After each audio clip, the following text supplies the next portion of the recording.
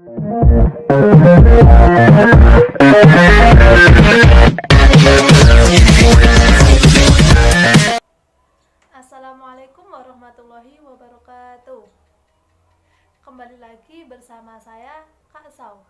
Pada pertemuan kali ini kita akan membahas materi tentang transformasi geometri. Nah, adakah yang tahu apa sih transformasi geometri itu ya? Transformasi geometri terdiri dari dua kata. Yang pertama ada kata transformasi dan yang kedua ada kata geometri. Nah, transformasi itu sendiri mempunyai arti sebagai perpindahan suatu benda. Jika transformasi geometri mempunyai arti perpindahan suatu benda secara geometri. Nah, dalam matematika yang akan kita pindahkan yaitu ada titik, ada garis, ada bidang, dan ada kurva-kurva. Nah, untuk pertemuan kali ini kita akan membahas transformasi geometri berdasarkan koordinat kartesius. Nah, transformasi geometri sendiri dibagi menjadi 4.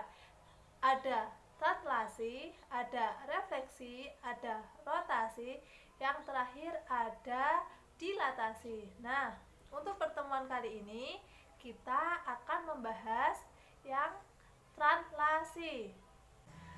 Translasi atau yang mempunyai arti pergeseran. Nah, jadi bagaimana jika suatu benda atau manusia itu sendiri yang akan berpindah atau bertranslasi ke suatu tempat yang lain? Nah, kita harus tahu bagaimana sih sifat translasi itu. Nah, pengertian translasi itu sendiri kan tadi bergeser, cuman bergeser antara tempat yang satu ke tempat yang lain. Misalkan ada seorang manusia ya berpindah tempat dari tempat satu yang lain, apakah bentuknya akan berbeda? Nah, tidak. Apakah ukurannya akan berubah? Tidak juga. Nah, seperti aqua. Nah, aqua saya taruh di sini. Nah, saya geser. Apakah akan berubah? Tidak. Mungkin banyak yang bingung, apa sih manfaatnya kita mempelajari translasi dalam kehidupan sehari-hari? Apakah ada manfaatnya? Ya kan? Pasti ada dong. Jadi, untuk kita mengetahui di mana benda setelah kita geser atau kita pindahkan. Nah, sekarang kita akan membahas secara geometrinya atau perpindahan benda secara geometrinya. Nah, tadi kan sudah dijelaskan kalau di dalam matematika yang kita pindah ada titik, garis, bidang, dan kurva. Nah, sebelumnya kita asumsikan dulu. Nah, di papan tulis ada garis X dan garis Y. Jika X ke kanan maka nilainya positif, dan jika X ke kiri nilainya negatif. Jika Y ke atas nilainya positif, dan jika Y ke bawah nilainya negatif. Kita ambil contoh yang titik. Seumpama ada titik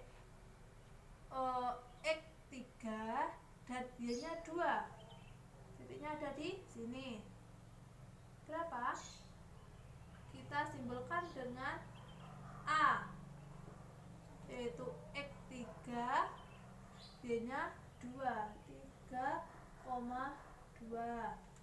Nah, setelah itu kita akan mencari A aksen atau bayangan dari A. Kita tuliskan di sini A sama dengan 3,2 ditranslasikan atau T 1 satuan ke kanan dan 2 satuan ke bawah. Jadi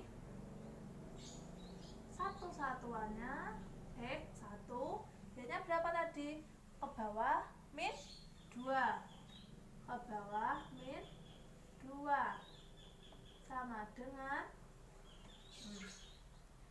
digeser 1 ke kanan, 1 turun berapa?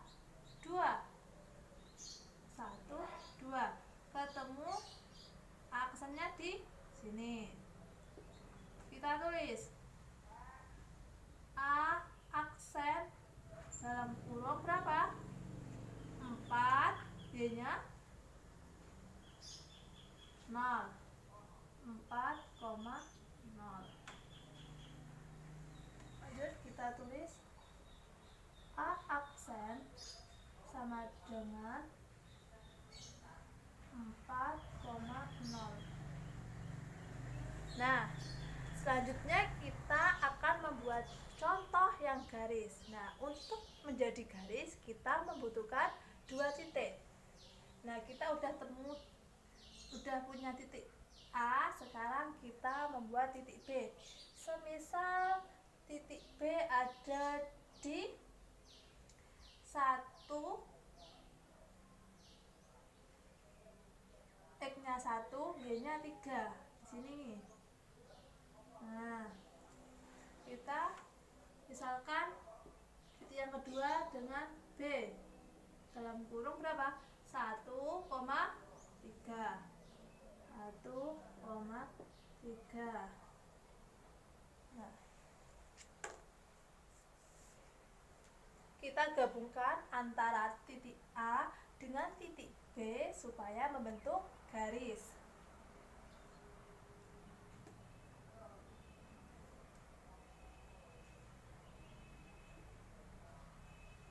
Nah, untuk mencari bayangan antara titik A dan B atau AB aksen, maka kita harus mencari bayangannya satu persatu. Nah, misalkan kita geser ke kiri satuan, ke bawah satuan. Jadi kalau ke bawah -1. A berapa?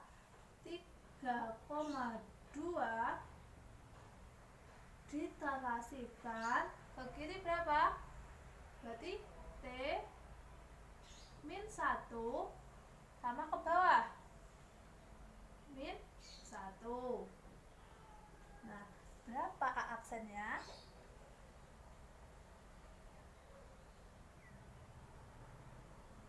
Berapa A aksennya?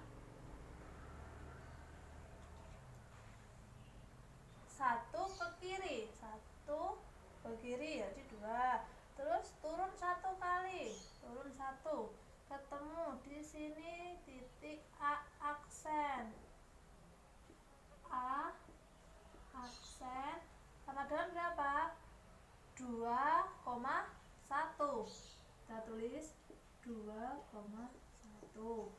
Nah, setelah kita ketahui A aksen, kita cari yang B aksen. B 1,3 diterasikan 1 satuan ke kiri berapa? Ke kiri X ini kan 1 digeser ke kiri di sini. Terus turun -1. Nah, jadi B aksen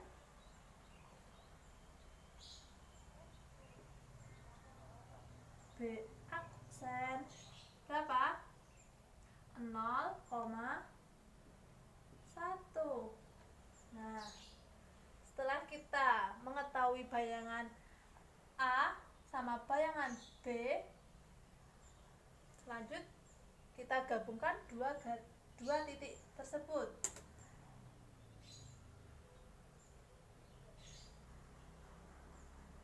Nah, terus kita tuliskan yang B, yang A aksen dalam kurung berapa? 2,1.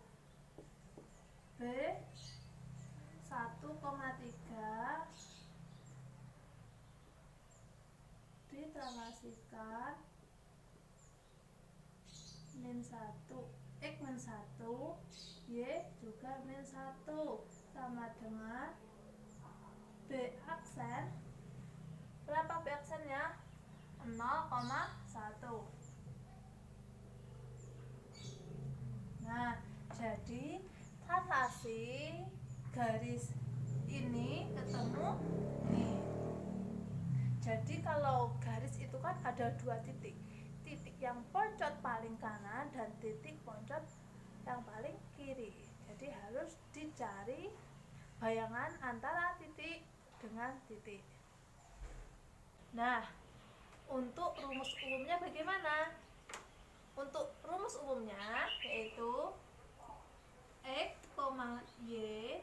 Nah, dari mula awalnya kan titik X, Y ditranslasikan simbol T, kita simbolkan A, B. A untuk E dan B untuk Y. Terserah, A bisa positif atau bisa negatif, B juga begitu, bisa negatif juga bisa positif, tergantung kita bergeser ke atas atau ke bawah. Kalau ke atas maka positif, jika ke bawah maka negatif. Nah, ketemu nanti yaitu X aksen, Y aksen. Nah, setelah gini kita buat matriksnya yaitu X aksen, Y aksen sama dengan berapa? Dipindah ini, ya kan? Nah, A, B. Nah, mula tempat awalnya di mana? Di sini, yaitu X, Y. Nah, jika sudah begini tinggal dijumlahkan saja. Ya. A ditambah berapa? X, B ditambah Y. Maka bentuk umumnya yaitu A ditambah X dan B ditambah Y. Nah, selanjutnya kita lanjut ke contoh soal. Nah, untuk yang pertama yaitu jika titik P 5,2 ditranslasi sejauh T 1,3, maka tentukan bayangan titik P aksen. Nah, yang diketahui apa? Diket sama dengan P 5,2 dan T nya 1,3. T sama dengan 1,3. Nah, selanjutnya kita tulis yang ditanya.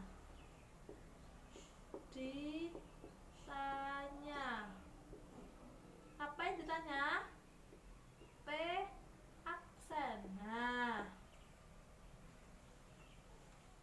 kita menggunakan rumus yang tadi atau rumus umumnya yaitu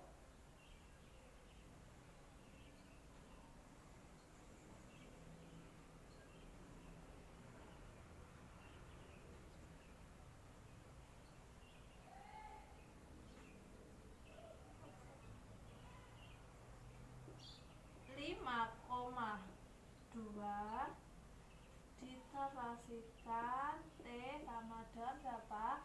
1,3. Nah, sama dengan X aksen, Y aksen. Nah, X aksen, Y aksen sama dengan berapa? Hasilnya 1,3. Nah, titik mulanya berapa? Ditambah 5,2. Nah,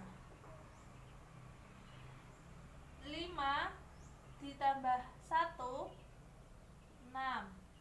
3 tambah 2, 5. Nah, jadi ketemu